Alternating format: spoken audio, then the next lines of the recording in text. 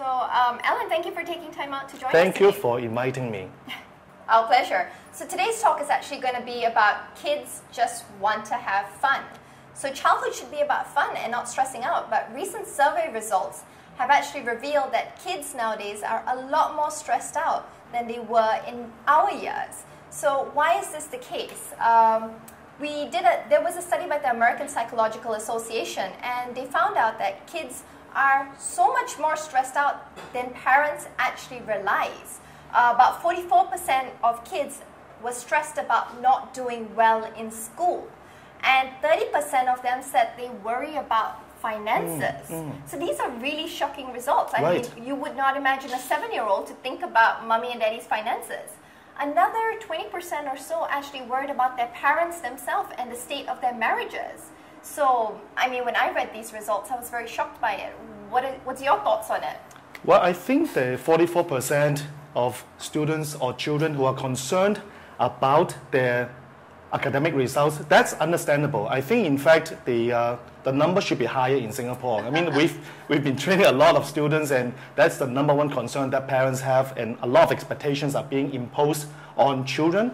I was surprised to hear the large percentage of students, 30%, of children being concerned about finance. Now, although from time to time we talk to our students, and I was told that an 8-year-old boy in our program was concerned, and actually he was fearful about whether his parents could support the living standard, the increasing living standards in Singapore. How old was this boy? Only 8. He's years a old. P2 student. Wow. And I think the reason why he said that was probably he wanted to buy some stuff, and the parents could not afford. So he was drawing comparisons between his own situation and his friends' parents' buying power.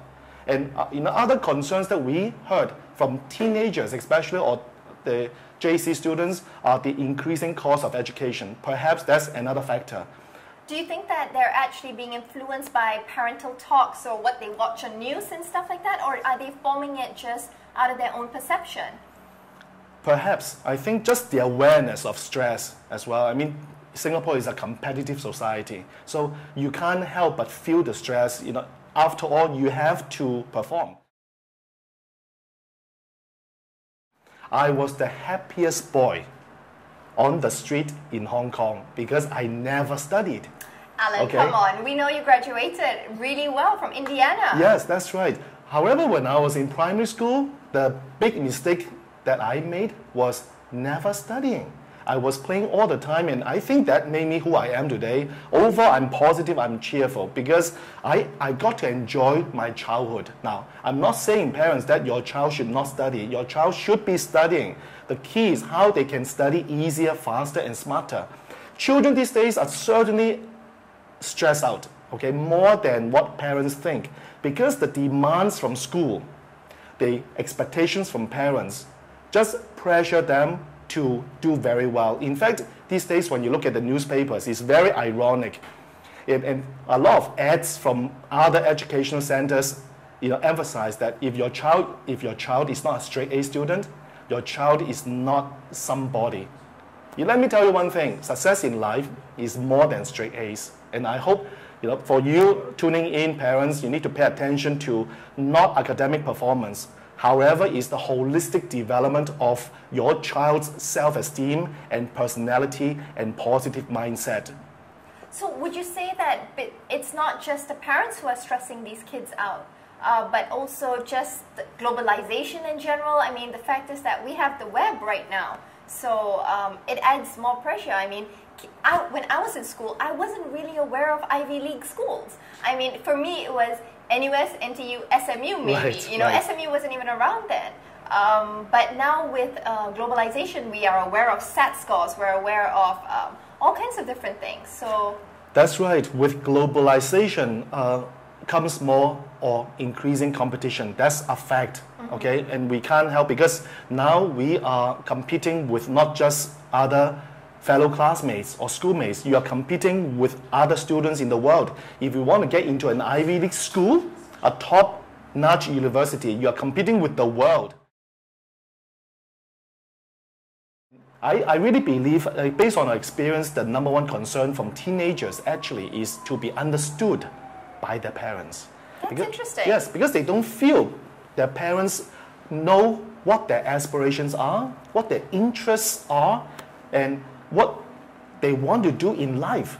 And this is really important because we need to cultivate that kind of understanding in order to have loving or meaningful relationship. And so that adds a lot of stress to teenagers. Another key factor for stress is, once again, the unrealistically high expectations that Singaporean parents, I'm not just saying Singaporean parents, for example, parents in Hong Kong have the same kind of high, unrealistic expectations. So would you say it's basically Asian parents? Yes, Asian parents, especially in developed countries. Particularly Singapore and Hong Kong, which are brutally competitive. So all this competitive pressure form the playground for children to be pressured and forced to excel. But competition is good. I mean, if Singapore did not compete, we would not have reached the stage that we have reached today. Okay, it's really good. And when I was conducting some talks for teachers as well and for students, I think competition has its merits. However, competition kills the self-esteem of many children. What I would like to see, this is my personal vision, instead of fostering competition within the family or within the school system, how can we inject the element of cooperation?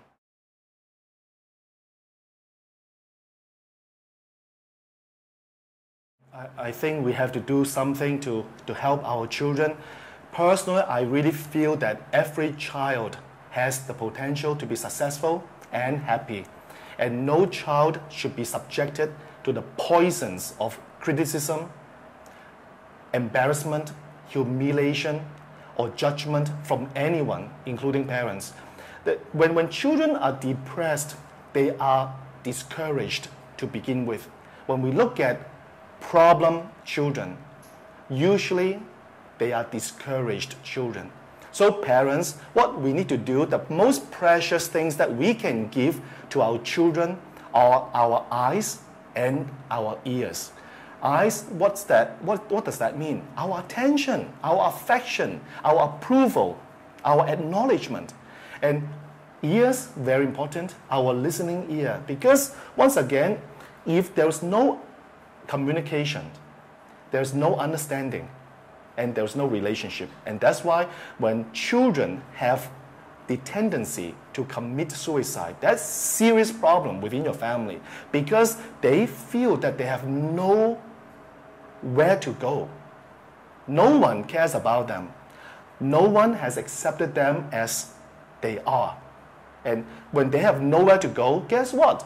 They might then take their own lives just to escape from reality, from the harsh reality. And another tip too, this is so crucial, many times when parents attend our parenting session, they always focus on one thing, that is the children's misbehavior. You know what? You get what you want to focus on. If you need to help them correct their misbehavior, you need to preserve the self-esteem. From now on, I encourage you to do one thing. That is, do not just look at their misbehavior or behavior. Look at the purpose behind the behavior. Let me give you an example. For example, some parents, they feel like giving up because they say, hey, Mr. Yip, I've tried everything and nothing has worked. I don't know what to do. I am at my wit's end. I'm going to give up. You know what? That's exactly the case. When you give up, your child might give up by what? By associating themselves with bad company, or by running away from home, or worse, by committing suicide. Now, you don't want that. So you need to look at the purpose. You have to ask why. Why is this the case? Why am I feeling this way?